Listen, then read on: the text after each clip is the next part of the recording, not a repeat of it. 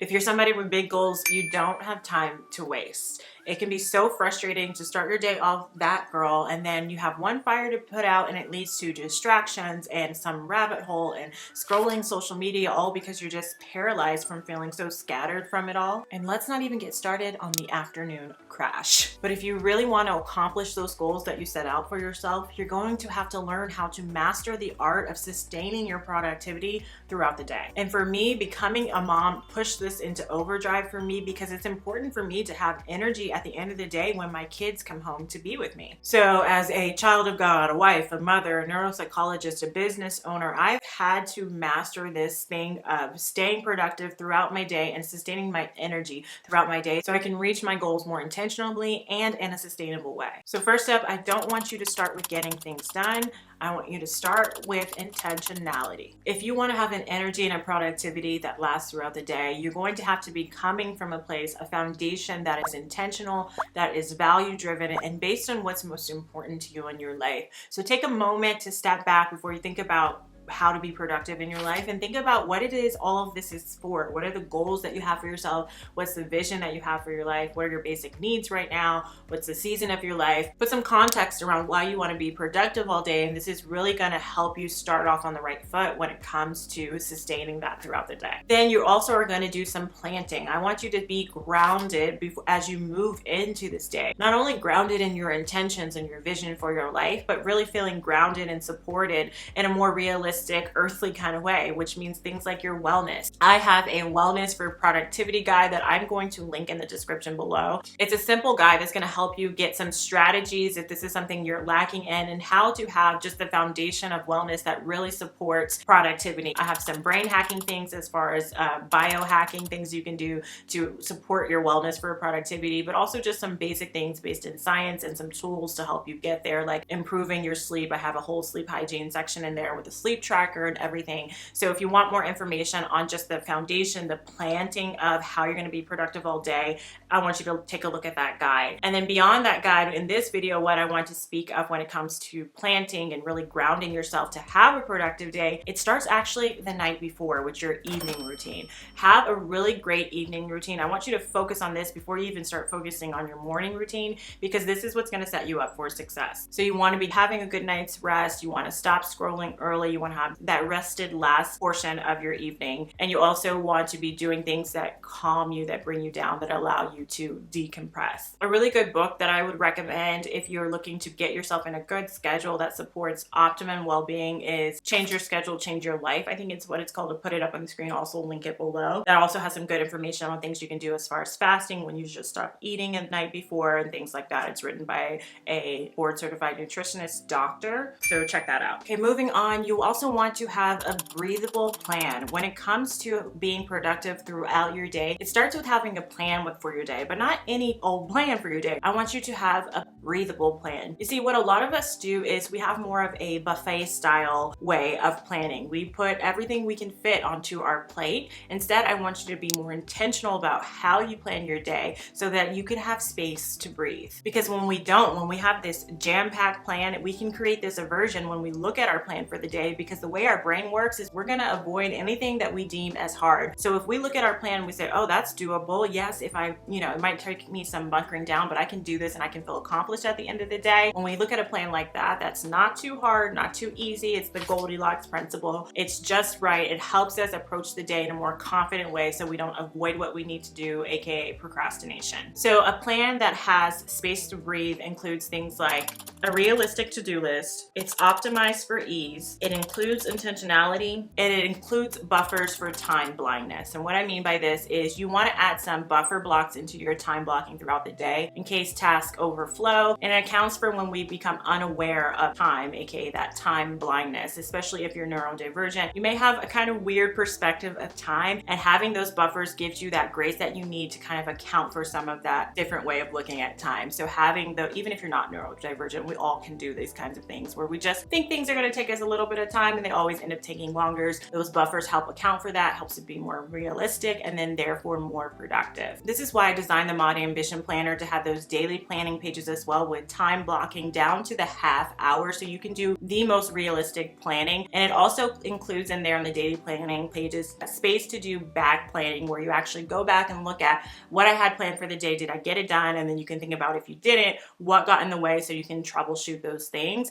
This really is one of the benefits of the Mod Ambition Planner, if I say so myself. It's the only neuropsychologist created goal planner that really is infused throughout. I tried my best with goal-driven, evidence-based psychology to help you reach your goals faster with those little hacks to get you there. If you're enjoying this video, please subscribe. I'm Dr. Tiffany Shelton, a neuropsychologist. I make content on how to intentionally get things done so you can enjoy your dream life. So if you like that kind of content, be sure to click subscribe. Okay, next I want you to say hello to initiation and bye-bye to procrastination, because you can't just plan the day, you actually have to get it started. As a neuropsychologist, I work with many folks struggling with ADHD or some type of executive functioning issue that maybe looks like ADHD. And one of the problems that many of them has is problems with initiation, aka difficulty starting tasks or starting activities. And it's usually related to the way their brain processes motivation and reward. This is because things like ADHD or things that impact our executive functioning like anxiety, those sorts of things impact our dopamine pathways, which in turn impact our motivation. Which means that tasks that are perceived as boring may be harder to start because they lack instant gratification or stimulation due to those affected dopamine pathways. And like I said, it isn't just with my patients with ADHD, it's also those suffering from anxiety or perfectionism or even like mood issues like depression. Anything that can affect our executive functioning is going to impact our ability to initiate tasks. So what can we do as we are dealing maybe with a neurospicy brain or any other thing that's affecting our ability to just get started? What I recommend most to my patients and clients that are struggling with initiation is preparation. Mainly because this is something that you get a lot of bang for your buck for, because it tricks your brain into thinking what you're about to do is going to be easy because you set your future self up for success. So that way, the things that are deterring your brain from starting, like, oh, that's going to be hard, is actually going to be like, oh, that's going to be a challenge, but I can handle it, which spikes that dopamine. Or this is something that I know I'm going to get done and I'm going to feel satisfied, which also spikes that dopamine, those things that we need to get our brain started on things. So here are some ways that you can prepare to help yourself be productive throughout the day. The first thing that you can do to prepare to help your future self is to organize by actionability. And you can do this using the techniques in the book, The Second Brain, where you organize based on level of actionability. So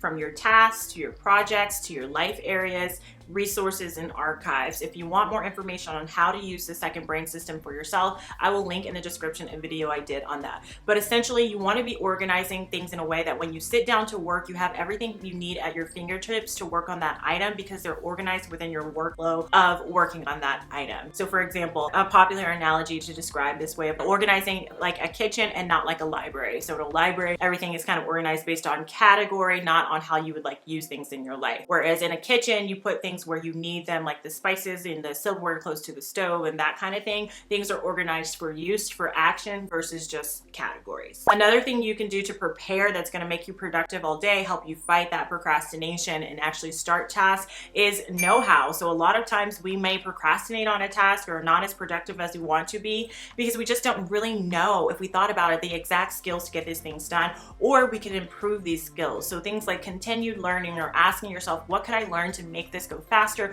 What can I learn to make this easier, is going to help you prepare in a way that you're more productive throughout your day because you actually have the skills to move through your work more efficiently. Number 3 is setting up a lot of plug and play in the way that you work. So what I mean by plug and play is using things like templates, using things like checklists, SOPs, so standard operating procedures, or just writing out your process for doing certain things. Like when I write a report, I have a process document that I just go in that tells me step by step what I need to do, so I don't only have to think about it when I sit down to work. When I sit down to do a YouTube video, I have a script template that helps me just move through it. I don't have to think, okay, well, what do I need to do first or anything like that. It's all set up for me. I also use things like email signatures for like common questions that I get. So just thinking of ways, how can you add more plug and play into your workflow is going to help you be productive all day. And then another Another thing just outside of preparation that's gonna help you stay connected, or that's gonna help you get initiated on tasks, is just connecting with your why and understanding why it is that you want to do the piece of work that you're doing. What is it in it for you? Is gonna help you motivated to get started as well. So many of you clicked on this video because you wanted to know how to be productive all day, but I would suggest you really are asking, how can I stay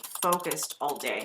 So as we move into this next tip on how to be productive all day, I want to give you some things to help you produce and actually stay focused as you lean into your work throughout the day. So I'm just going to give you guys some quick fire things that you can do to stay focused. Really, these are going to be dopamine hacks that are going to help you stay focused and, not get distracted throughout your day. They're all based in science and evidence, so you know that they can work. So let's just jump into some tangible things that are just going to boost your productivity by hacking dopamine in your brain. The first one is to reward the first step. So if you are looking to, sit down to do some work that you're maybe not happy to do, maybe you got to do a presentation or something you don't like, reward yourself for taking that first step, maybe doing that first slide in that presentation. That's going to give you that dopamine hit that you need to keep going, get yourself motivated, and just giving yourself that pat on the back with maybe like a little piece of chocolate or something like that. You can also do something called temptation bundling. So if you have to do some work that you want to get done really quickly and stay focused on, you can maybe couple that with something that is tempting and that you really enjoy, like maybe listening to some good alpha wave study music if you enjoy that, or a nice aromatherapy candle, something that you can do just when you're working to kind of reward yourself that doesn't distract you. The next thing we're going to move into has to do with vision and imagination. The first vision piece is to find your drishti. So if you really want to get yourself motivated to work, let's say it's the afternoon and you're just not feeling it, but you got to get some stuff done, you want to be productive in your afternoon, before you start that work, you're going to capitalize on the visual system in our brain, our visual system in our brain. And the way this works is you find a point that you can stare at, kind of like a drishti if you're familiar with yoga. Then you narrow your focus of attention looking at it, and then you expand. So you kind of take in your peripheral, where it's more of a loose sort of gaze. And you do this for about a minute of narrowing and expanding, and that's going to boost your systems of readiness in your brain, because kind of like if you imagine a hunter when they were out and they had to kind of narrow their focus before they pounced, that kind of gets the brain in this sense of go, that narrowing of that focus and pulling it back and pulling it kind of flexes that muscle, and it kind of taps into that pathway to get you motivated to do that work that you'll be kind of like, oh, I'm ready now.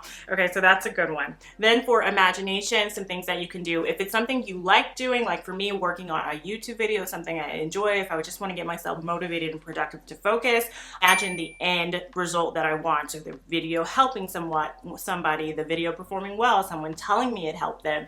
Imagine that's going to get you to be more productive and motivated. If it's something you don't like doing, you're actually going to use a different system in the brain that is more powerful, actually our fear system. So we're more motivated as humans by things we're afraid of, especially if it's work we don't want to do. So in that case, you want to imagine, okay, if I don't do this, if I miss this deadline, what's going to happen?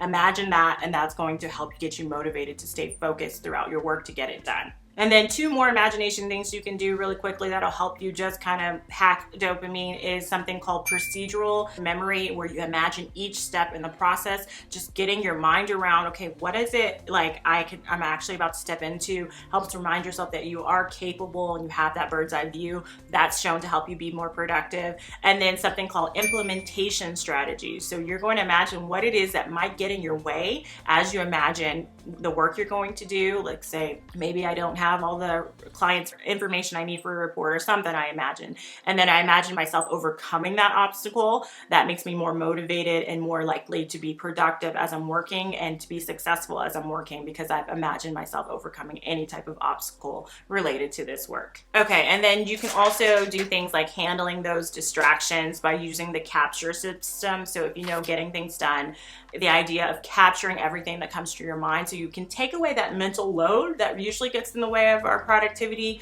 So if I have a YouTube idea while I'm writing a report, what I can do is just pull open my phone or in my laptop. I can add that task really quickly on my dashboard. That way it's captured in my system. I review that in my weekly process and it gets to where it needs to be, and so it gets done. But it doesn't interrupt the work that I'm doing, because I quickly capture it and get back to what I'm doing versus going down that rabbit hole. So handling those distractions is going to be helpful helpful as well. Okay, and then I want to give you kind of a quick list of things that you can do to avoid the afternoon crash. These are things that are more wellness focused, that tap into like biohacks to help you maintain the energy you need to have a productive afternoon. The first one is no coffee afternoon. Even though you might think this is great for you, this actually is going to affect your sleep quality, make you less productive the next day, and this vicious cycle. And instead you want to drink a full glass of water. That hydration is actually going to get you more energized and ready to go than that coffee in the noon that's going to upset your sleep. And then speaking of sleep, just getting 8 hours of sleep, getting a good amount of sleep, 8 to 9 hours to help you not feel so tired in the afternoon is going to help you avoid that crash. Saving your easiest tasks, like I said, for the morning, eating that frog. If you've read that book by Brian Tracy, it's so true. Just doing those hard things whenever possible in the morning. That way your afternoon, when you have less brain power, you're not tasked with doing those harder things, you're more likely to get them done. Using things like deep breathing. So after you go through your lunch break,